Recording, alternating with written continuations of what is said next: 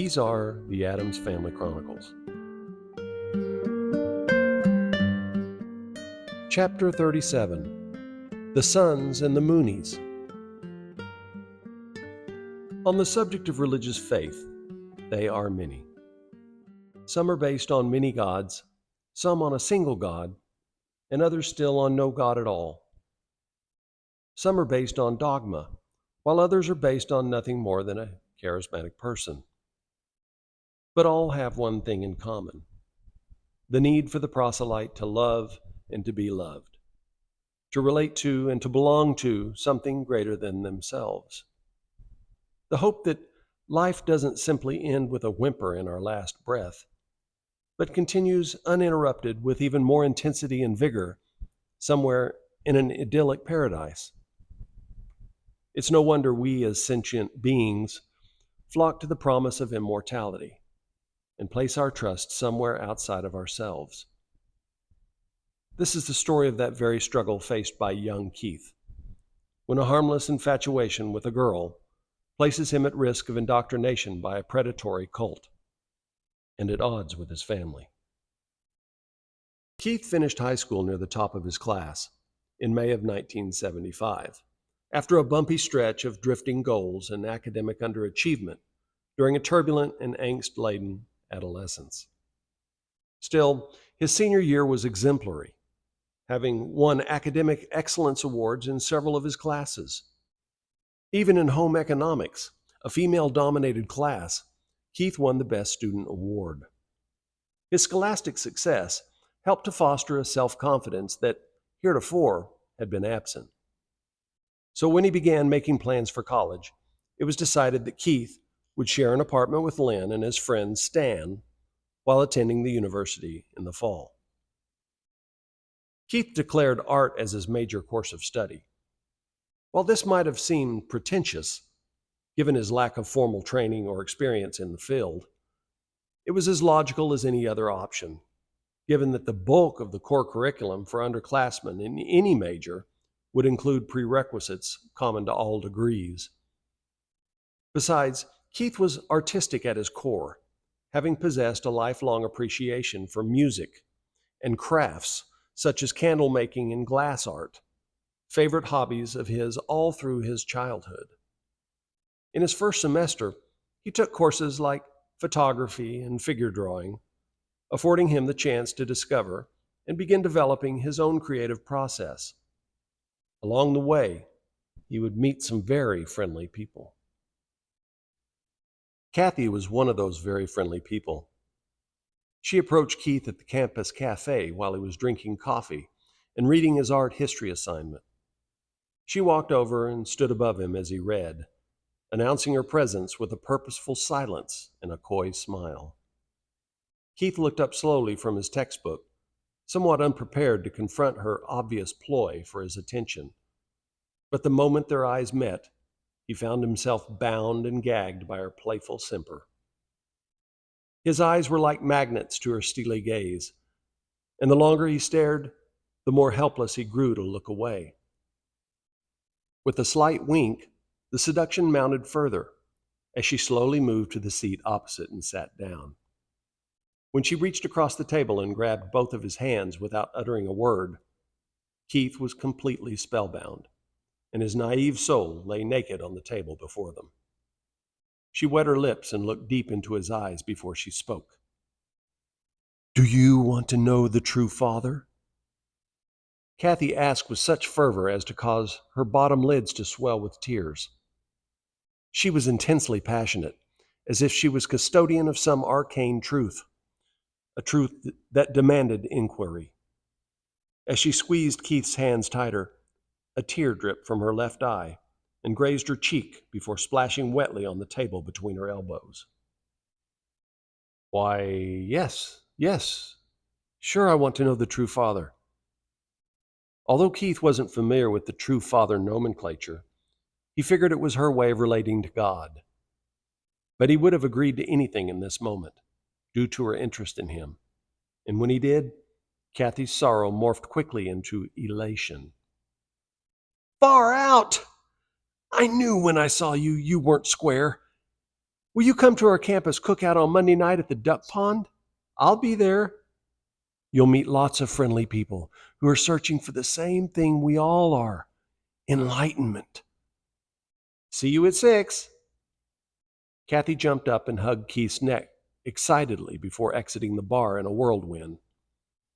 Now, Keith had never really had a serious girlfriend, but this relationship seemed to hold some promise, and he mused that this could be the start of something much bigger.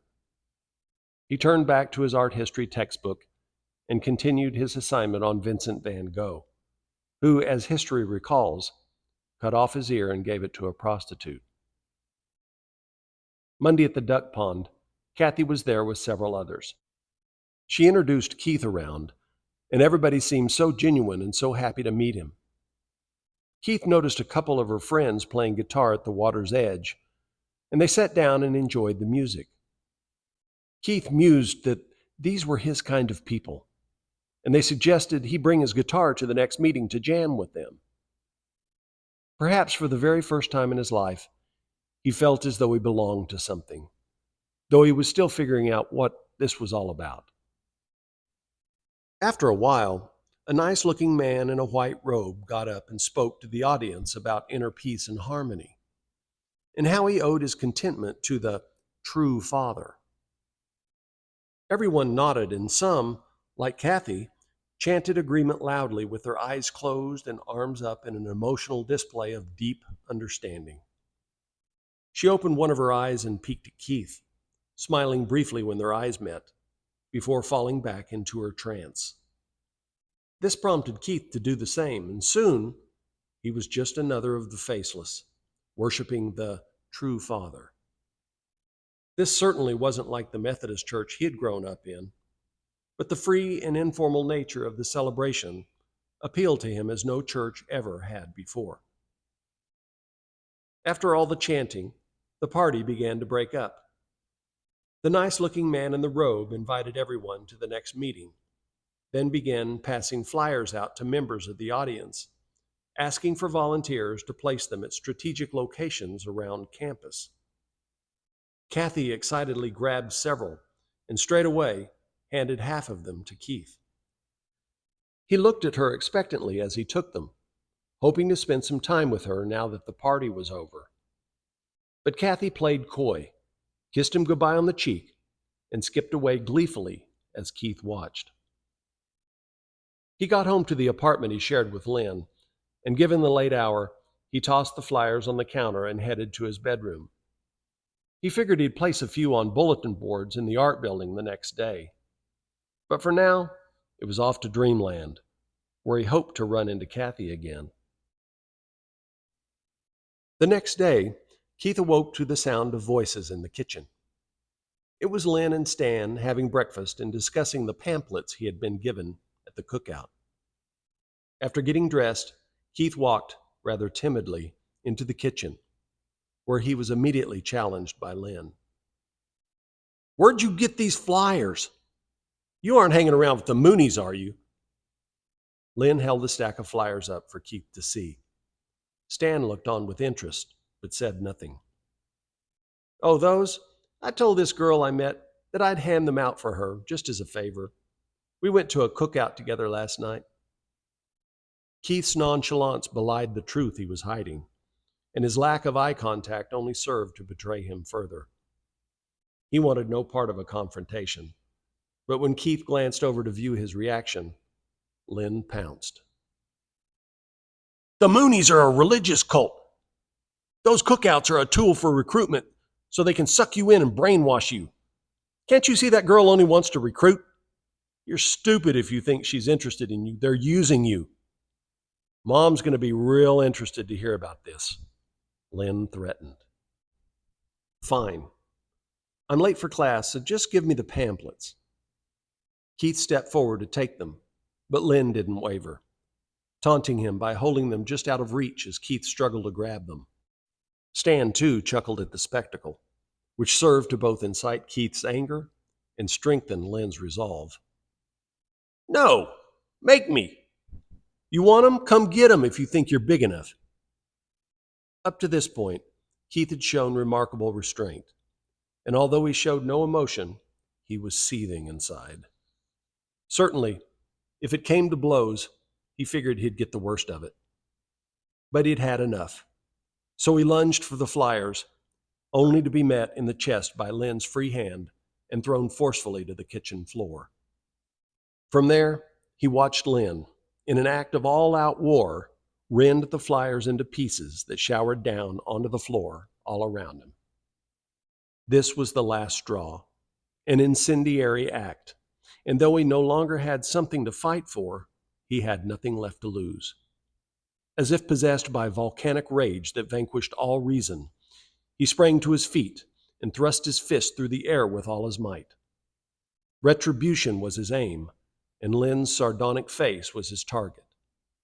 But Lynn drew back just in time, and Keith's mighty blow never landed, save a glancing shot to the flesh of his ear. Lynn countered with a solid punch to Keith's left eye, followed by 3 bruising blows to various parts of Keith's face, the last of which drew a sudden surge of blood from his right nostril. But Keith was far from finished. He launched another attack toward Lynn with a series of punches, but not a one landed squarely, leaving him vulnerable to another round of Lynn's fury. And indeed it came. With ferocious celerity, Lynn meted out a beating so flagrant that Stan had to intervene, and the carnage was over. Keith and Lynn drove home on Wednesday night for the Thanksgiving holiday, and Keith's battered and swollen face was a shock for Mom to behold. In the background, an audible gasp from Eric and Alicia played like a horror film. "What happened?" Mom was clearly not prepared for the answer, unless Keith were to tell her that he had been beaten and left for dead by a pack of wild grizzly bears. When Keith answered reluctantly, she was stupefied.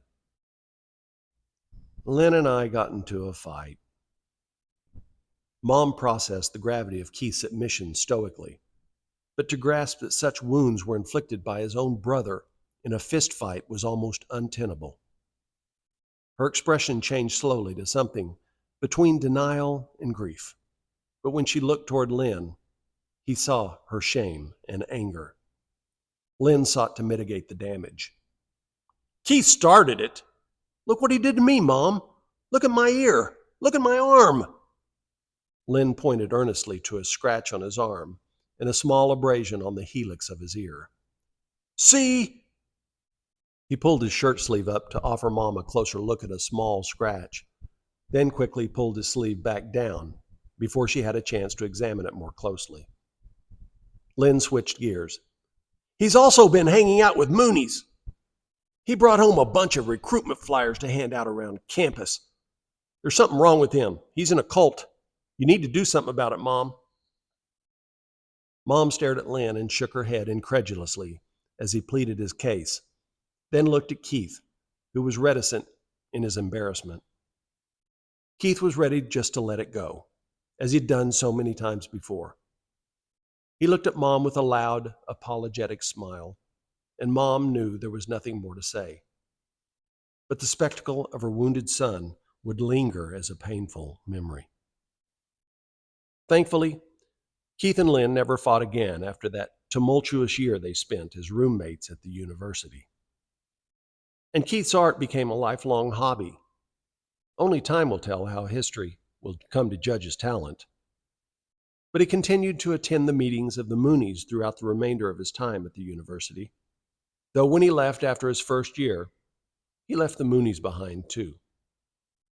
Whether or not one would consider the Unification Church a cult is debatable. Why he was drawn to a pseudo-religious movement is probably the more relevant question. Perhaps he was simply curious.